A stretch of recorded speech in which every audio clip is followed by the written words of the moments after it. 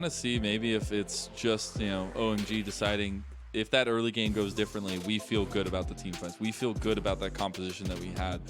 Team WE feel pretty good about the composition they had as well. They get the first lock-in of the Viego and the LeBlanc to answer immediately after. It's keeping it tried and true from game one. Same draft. But just Hey, getting a bit of the same here, but though. that's the adaptation. Syndra was hovered before as well, so this seems to be the adaptation instead. And then the Aphelios to come through from Abel now. Now, this can be a bit risky because Aphelios, the two best supports he can be paired up with is the Thresh and it's the Braum right now. So from the side of WE, you have the ability to take away one of them if you want to play Thresh or Braum, and then you can just ban it as well. So I feel like either you just grab your AD or you grab one of the two supports that's favorites, and it's just going to be the Ashe instead with the pick potential now.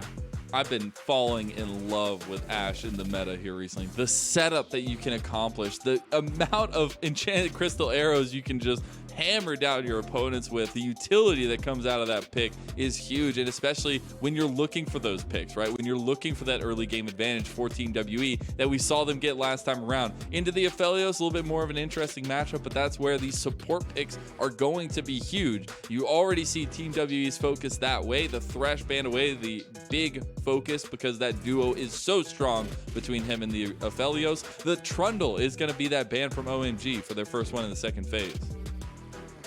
Yeah, and I wonder now what the decision is going to be from WE. Do you ban away the Braum? Do you feel like you want it for yourself? Or do you ban away some of these engage options for OMG? Because right now, OMG, they ban Trundle, and that indicates, all right, we want Leona, we want Nautilus, we want one of these beefy support boys that they can't counter with a Trundle pick where they're able to steal away the resistance right now. So for OMG right now, either you just get rid of the Alistar, something like that again as an engager, or you just get rid of some disengage if that's what you want. The call is really up there for them. You know, one thing that I'm seeing here that's open still is the Silas. I want to see if anything comes along those lines for both these sides. A little bit of a meme there, but I do like the Jace ban from OMG because you do get that away from Breathe, who had a decently quiet performance in game number one, but it's quiet and deadly, right? You had a lot of strength in the side lane from that Jace from Breathe. So you can appreciate that one, as the Braum is the hover here for Team WE. That Ashe Braum lane is pretty spicy itself, and it's going to be locked in. Yeah, I think that's just the intelligent way to do it. You know, Aphelios does well with Braum and Thresh. You ban away the Leona as the second one, and then you do a takeaway instead. So there's not too many options left here. I think from the side of OMG, the best one to go for would probably be the Rakan, because there's not really any punishment for you. Rakan doesn't do well into champions with a lot of CC, because then he doesn't get to be a slippery. Then he doesn't get their backline access because he'll get stopped before that. Now, Braum does a horrible job at stopping him, but it seems like OMG, not about that. They're going for the Rell here instead for Cold, to go for one of these team fight comps once again. And a little bit of comfort coming in that aspect of it, because Rell is one of the most played in the summer split, the regular split, at least for Cold, so at least you get that aspect of it. On the other side, I want to see what this fifth pick is going to be for Team WE. There's still flexibility with the Viego here now, although that has kind of changed in 11-15. They still do have that option for themselves, but this is what I like to see, Guldborg. We get the Mundo and the Death Ball comp from OMG starting to come online. I think this is just going to be the name of the game from the side of OMG, that they're going to be playing with a weak side top laner for every series. In game one, they started out with the Orange. This time around, they come in with the Mundo. And I think that's really smart, because right now, you know that Breathe is getting the counter pick. You know that they're going to be playing weak side with an Ashe Braum lane, and they want to be aggressive towards the top side of the map. So how do you stop this? You stop this by picking a tank instead. And once again, it's double AD towards the top side of the map with a Viego. And now, oh, actually not. Never mind. I'll take that right back. Obviously, it's a Gwen. So this time around, you have mixed damage profiles, which benefits you a bit more into a tank like the Mundo. And also, you just get the double pickups of the Gwen and the Viego, which is super huge, as they've had such influences in the meta here recently. But after that performance from Beishang, but it's a startup that needs to happen. You got to get the engine revving. You got to get the heaters warmed up and ready to go, because the fight is coming, and its face is Team WE. You see the rift unfolding in front of us, the beautiful skybox that is the LPL, as game number 2, OMG versus Team WE, is going to be kicking off now. Ooh, and it might be kicking off with a bit of a bloodbath at least. Cole having to crash down to get out of there, but This should leave some early intel towards the side of WE. They are warding the red buff, and they should have the starting lineup now from Aki if he decides to start bot side or if he's up towards the top side of the map. We'll see what kind of path things go this time. I know we got the full double clear last time around. I still want to see if we have any of that crazy jungle pathing we see, the skipped camps, those kinds of things, the early influence, because I do still appreciate those kinds of moments and the things that you can accomplish in that fact. But the game looks so comfortable from both sides last game that you got to expect a lot of the same game plan, at least early on. Maybe not that 3 kill given over by OMG, but the general strategy is at least going to be the same. It might be, but you know, we do actually see some rotation. This time around, Beishang is actually starting towards the top side of the map, while Aki is starting towards the bot side of the map, which is completely opposite of what they did in game 1. So this time around, Beishang will be pathing down towards the bot side for his AShe and Braum, and Aki, he's going to be moving up towards the top side to try and attack Breathe. Missing in a little bit of trouble here. A decent amount of damage put back by Cold and Abel, but Elk able to get some extra shots in as well. Gotta say that bot lane is gonna be a little bit volatile. We saw a lot of influence from the junglers last time in the bot lane. We'll see how that works out this time. This is what I like to see. This is what I wanted to see. Aki skipping some camps, going to top side, trying to get new, trying to shut down Breathe. This big piece for Team WE. It looks like the Ignite's going to be burned. A lot of damage from Breathe, but the sustain is not there just yet. He might be able to find the outplay. They don't feel confident here. Breathe just playing it immaculately. He does have a little bit more than 100 health. Do New and Aki want to go for this one? No way. They will not find it. He gets away. He didn't even have flash, Guldborg. No, but look at this. Beishang has the information now. Aki's only level 2. No, don't do it to him. Don't do it to him. All right, the smite's going to come out. This is going to be a little bit more of an even fight, but you see, New is not on his way down here just yet. You've got the TP coming in the lane for Breathe, but no smite available. Beishang able to take away that Gromp and get out afterwards. And there you just have it. So that little skirmish started by Aki, the fact that he started to skip camps just doesn't mean anything, and they're not stopping. They want to force him out of his own jungle. Mid lane has priority, top side has priority. Aki, he needs to leave. He does, but he's already down so much CS in the pacing of the jungle matchup. He has to find something, but Beishang is right there to press up these invades, and now you use that priority from bot lane of Team WE to get this scuttle crab, which means it looks like Team WE are going to be able to get the double scuttle. This is disaster for OMG, and specifically for Aki. He's losing so much in the early game. He lost his top side after the early gank. He doesn't have bot lane priority, so they can't contest the blue side jungle of W either. And as you said yourself, he just lost double scuttle. This Xin Zhao has been put so much behind just 3 minutes into the game. And something that stood out to me is, I was talking to Kelsey Moser before the series, as we mentioned earlier, but something that was big for her was the Beishang versus Aki dynamic and how the differences are there, what's interesting about them, and the fact that Beishang, you know, will typically play a little bit patient, will have those good impacts in those team fights, but this time taking the onus on himself, really living up to that Team WE early game focus and taking it into his own hands here, spotting out the pathing of Aki and making sure that this early game is just not the way he wants to be set up.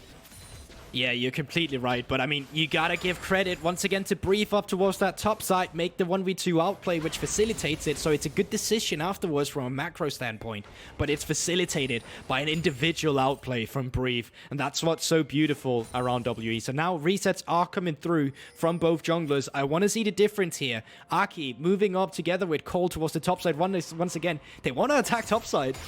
Yeah, the roam timer there for Cold yet again. He's been very proactive on those timers. We'll see if he can get something onto Breathe. They really want to put down Breathe. They feel like this could open up the rest of the map for themselves and maybe just help sustain a little bit of that early aggression from Team WE. Looks like it's going to be awarded out though, so not necessarily going to go for it just yet. A lot of time spent here by Aki, and being behind in CS does not help your case.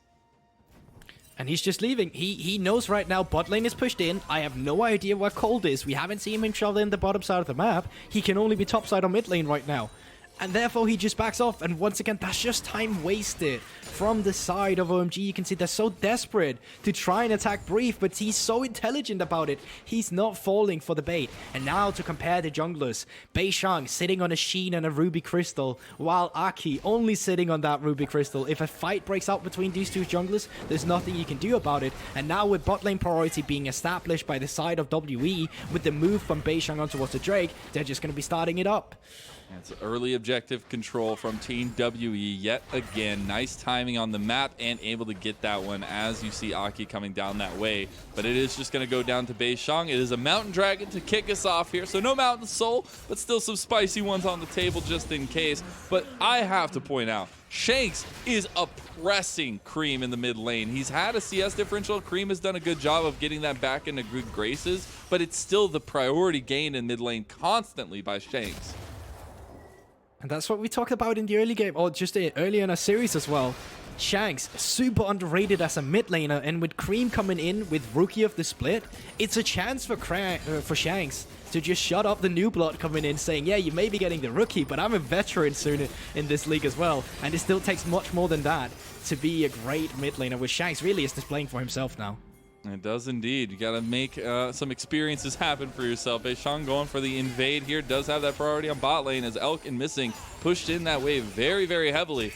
Could be contested. This could be where we get first blood if Aki wants to commit to this one. Looks like Red will just go over to Beishang, but the fight afterwards, Beishang has to flash away. Missing with a nice wall, and he's going to be able to back him up as well. Tons of damage by Elk, but now you had the TP come in from New. He's able to join this fight and follow them up. Creme can't get the scatter of the week off there, but can't get the follow-up. Missing is going to go down. Is he? No, they find him in the end. It's first blood for OMG. They have found the early game.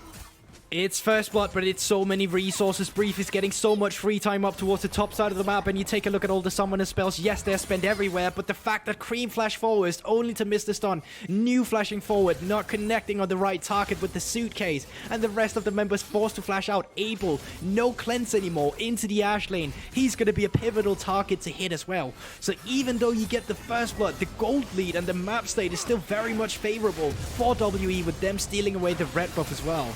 And this is Team WE being aggressive, right? Like, they go for the invade even though they know that there's so much presence from OMG on the bot side of the map.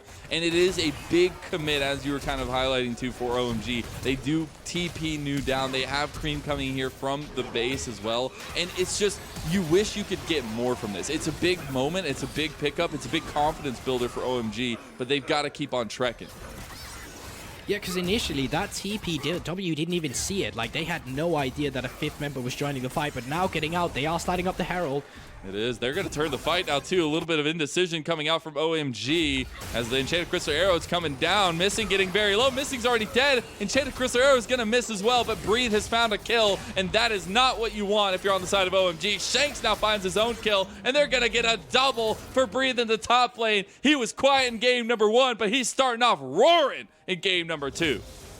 OMG, they're trying to answer on the early aggression from WE, but they just don't have the actual damage to facilitate it. Right now, the skirmish come through from the side of Beishang, especially on the Viego. It's just so much further ahead than Aki on the Xin Zhao. There's just nothing you can do in those kinds of moments, and it was a little bit of indecision here from OMG. Do they want to commit to that fight? It's New trying to back away, but the AoE Breathe just being consistent in what he was trying to accomplish there, and then the turnaround is just easy for him. That's the thing, like, as soon as a reset starts coming through from the Viego, you already know there's not much more to do about this one, and it's just multiple members going down once again from OMG, and now Herald in hand from Beishang, but just looks like they're not done skirmishing. Like, they want to keep the aggression up. They do indeed. Missing able to get away from that aggression, as you were saying, but a lot of bodies from OMG on the bot side here around this dragon pit. Still about a minute and a half until that next dragon comes up. They're just trying to make sure this vision game is on point. You're completely right. You can also see how desperate they are to get this ball rolling, to get this aggression rolling, OMG. Creme in the mid lane just sacrificed CS to go for that roam as well. And now, as you rightfully said so yourself, 1 minute until the next Drake comes in line. It would be the second for WE. So I think Beishang, he's just going to be full clearing his top side, and then they're going to start working around with the priority they have from that mid lane, they have from that bot side, to set up the correct vision with the ping wards towards the Drake to make sure OMG, they cannot contest. It's all about the setup here, and we said in our beginning pieces here about OMG, time will tell how this team is able to work out, how this late game is their bread and butter, but they gotta get there. And Team WE have done such a good job of upping the ante here early on in all of these games, and forcing OMG to adapt to that playstyle, to kind of fall into that playstyle a little bit. Up towards the top side as well now. You mean they're expending so many resources to make sure that even Breathe can just get a favorable back off as well. They might actually commit to a play here. Okay, so I think the decision making is that they anticipate a dive from OMG up towards the top side of the map, because I'm just going to stop that. Shanks may be getting caught. Shanks getting a little aggressed on. He does have his popped as well. I don't know. Shanks able to get away from that one, but a lot committed, as he will have to get away from mid lane. Team WE continued pressure up top lane, continue to try to get Breathe ahead. I think that's something else that's changed a little bit from the side of Team WE in this second game. Yes, you had a Vayne in game one. It's easy to put some resources there, but now to adapt to that and give Breathe the tools he needs to succeed on this Gwen. I mean, this is just a testimony to how much they're willing to put into Breathe. They didn't care about their Herald, their Drake stacking here. They were just like, all right, we don't care. We're just going to get the Rift Herald in Breathe, get him that extra gold. We're going to see if we can get the second charge as well. And because of this, you're losing a lot on the bot side of the map. You had all the priority to play for. They're still not done trying to play for Enchanted Crystal Arrow, there's the cleanse. Able a little bit low here. The approach velocity brings Elk into the fight. Cold re-engages to just try to get him off his back, but they're all so low. Flash forward from Elk, but it's his doom. It's traded back and forth. We got 1-for-1 on the bot. Shanks trying to get the outplay into Aki while he's taking the dragon, but OMG will have reinforcements for this objective, and they'll be able to tie that up in 1-to-1 fashion. And just like that, they finally get a kill for themselves down towards the bottom lane with that priority. They do get the Drake on OMG, but more crucially, Mazel, they got 2 turrets up towards the top side. They even got a 3rd charge with that Rift Herald.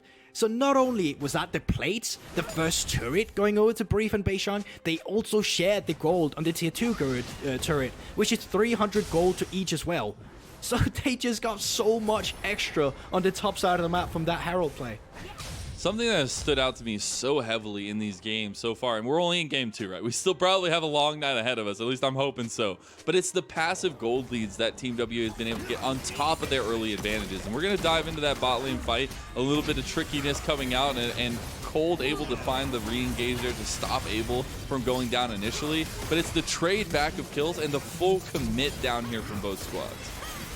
Yeah, you're completely right. I think in the end, it's still very much fine to trade your support for an AD carry. If this had just been the play in the vacuum, you even got the Drake, so under normal circumstances, would have been very nice for OMG, but the problem for them is that they're still not able to neutralize the aggression to come through from the top side of the map. They're still not able to stop this early aggression we always talk about from WE. It's a very tough thing to deal with, especially in moments like this. And as you're staring down this gold differential and you know, pieces coming online for Team WE, I do want to say, you know, this top side of the map, Beishang and Breathe, you've got to find a way to deal with it. And I know that Aki and OMG have been putting a lot of eggs into the bot lane basket, but at some point you've got to deal with this split side. You've got to deal with this top side of the map that is now down 2 towers, 2.5 towers or so. And with Baron coming up and everything, like Rift Herald's still available because it's so early in the game, like you need to get a hold of the top side. Yeah, you're completely right, but you can already see they're trying to come in and establish that aggressive vision on WE. They want to take away everything they can, because right now they're just so much further ahead. So a fight might break out around this, but it seems like they're just going to be backing off after getting the blue buff. Oh no, they're not backing off anytime soon. The Crescent Guard comes out, but Breathe has already found it. Oh no, it's looking like hell in a handbasket right now for OMG. As new as the next to fall, the resets are coming out, and Team WE are finding it again and again. It is a full team composition that is coming online for Team WE, and everybody's participating.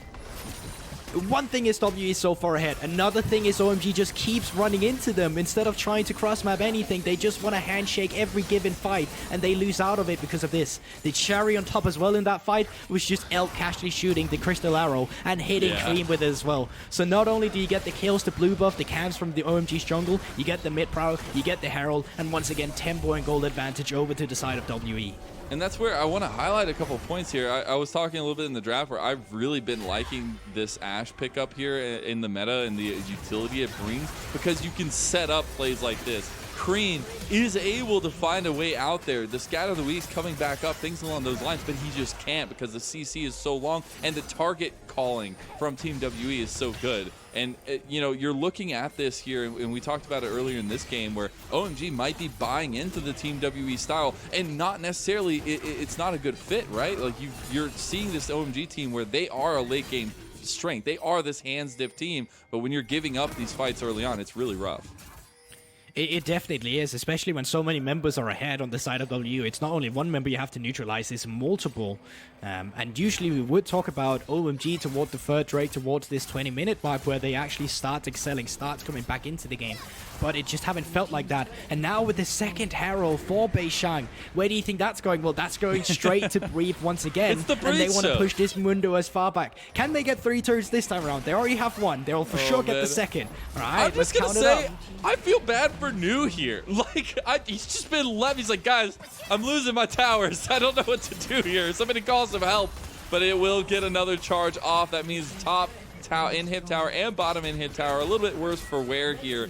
But OMG need to find something to hold on to as Team WE continue to push up into their faces. Yeah, it's not a good side for OMG. They just keep falling further and further behind. And now, 20 seconds onto the Infernal Drake. This is the Drake you absolutely do not want to play against, because of the fact that when you get the arrows from Elk, when you get Shanks just distorting forward, if he has that Infernal Soul, you're just dead. There is nothing you can do about it. And right now, you're incapable of fighting, but it looks like they're going to try anyway.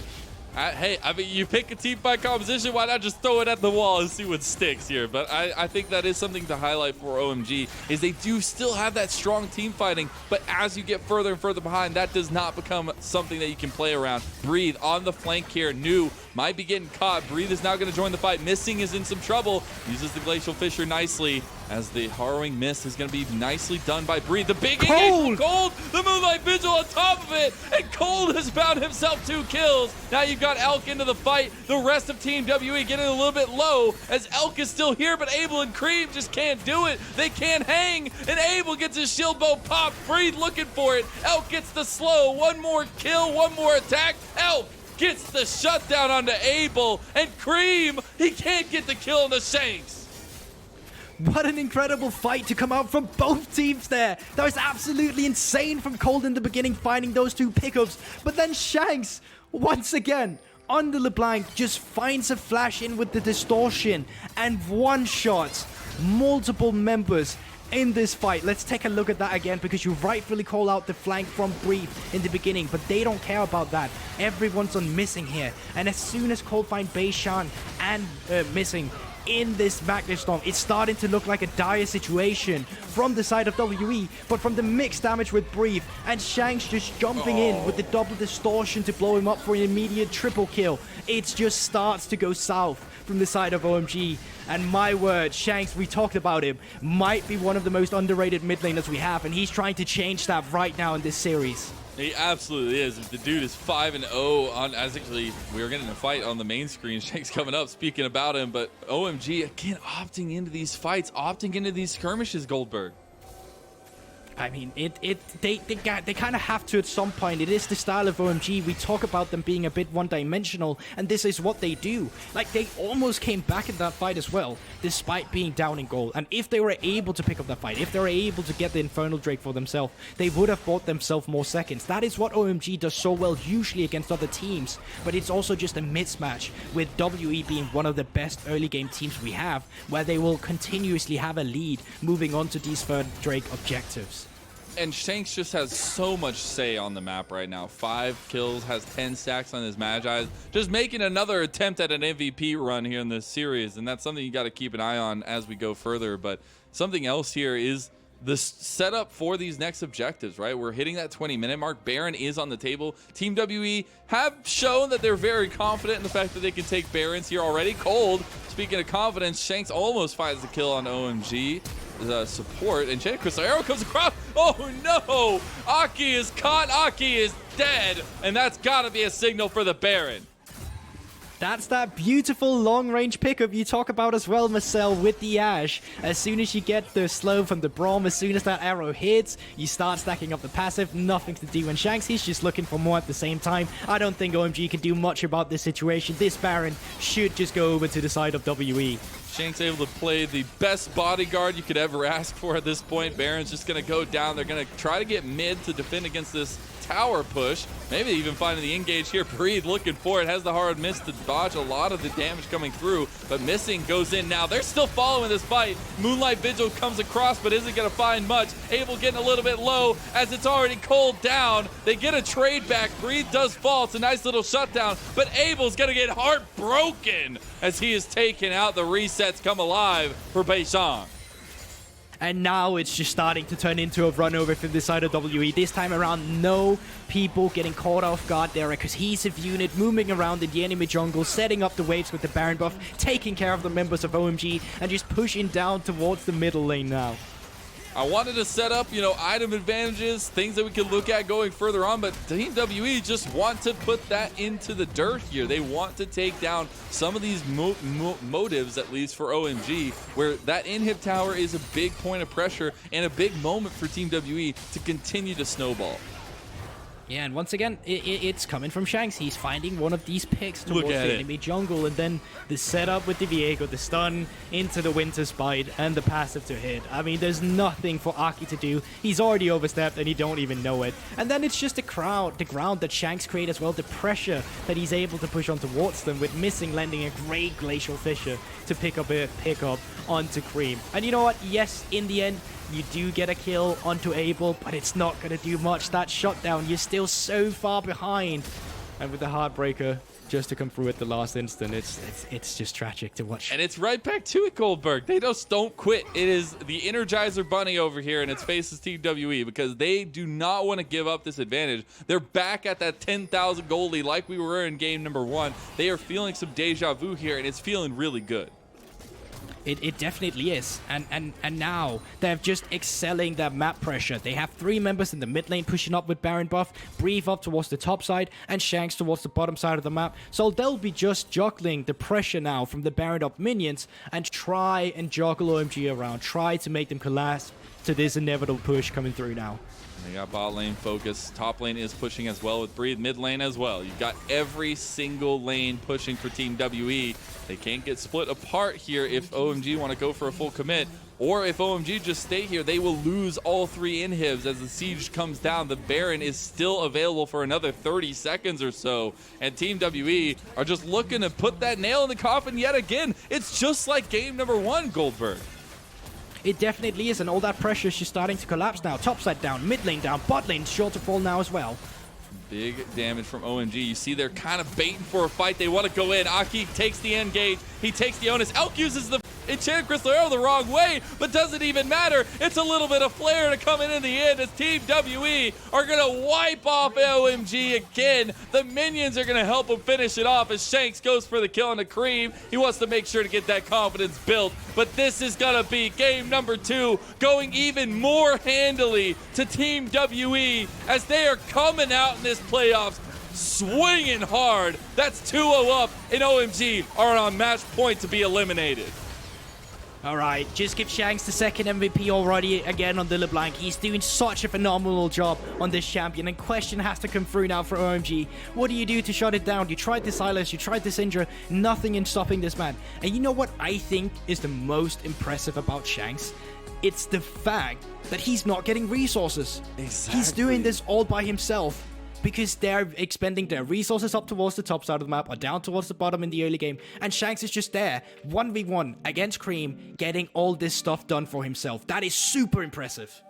And I know we're going to highlight it again, but against the rookie of the split. And like you could say the rookie aspect of it, it's the playoffs, you know, these kinds of things, the pressure mounting on side of Creme can be factors in that. But it is the fact that we've seen such dominating play from that mid lane, and being able to see that kind of performance from Shanks is huge. When we came into the day, setting up top lane, setting up bot, setting up everywhere except for this mid lane, and looking at Shanks to kind of step up. He's doing just that. But my eyes turn over to OMG. You've got to stop this reeling. You've got to stop the slow down trend that you're seeing in this series, because Team WE have found the way to win, and it's looked good both times, but there has been little changes in the way that they've accomplished that. Yeah, and you know, it's interesting because I think they did the greatest job at neutralizing WE in the first game, where they were only 1k behind by 15 minutes, which was fine because they had that teamfight composition that was going to outscale, but then they started to be aggressive at times where it just kind of felt wrong. And I think for OMG, it comes down to the decision making. There's a lot of times in this series where we have already seen them get caught or take a fight that we already know they're not going to be winning. It just seems like they're losing grasp of the game, and they're losing hope of the late game as well, so they're not even finding a win condition in their own strength either. So for OMG, either you just have to completely change up the drafting schedule to the point where it has to be completely early game focused, or you have to play towards your mid game win conditions, or else it's just not going to work out if you continue like this. Yeah, Team WE forcing that adaptation out of OMG. You may be a one-dimensional team, but you've got to find another dimension in here to get these wins. As Shanks, as you see on the board there, so much damage done on the LeBlanc, and had a very strong performance last time. This one was more of a LeBlanc spotlight. It definitely was. Last time around, the Vayne kind of rolled away with the game, but now we clearly got to see what Shanks does on this LeBlanc and how well he excels the pressure that he has on the champion. I'm thinking back to that team fight where it looked lost because of the cold engage that came through, where they pick up 2 kills, and Shanks together with Brief with their AoE damage just blows up 3 members immediately for an instant triple kill, which I haven't seen on a LeBlanc in a while. When we see all these blind pick LeBlanc come through, and we see them fail terribly so many times, what they're thinking when they lock in that LeBlanc, they're thinking of Shanks. They're thinking of a play like that. But to them, it never happens. But to Shanks, it just seems like it happens every game in this series.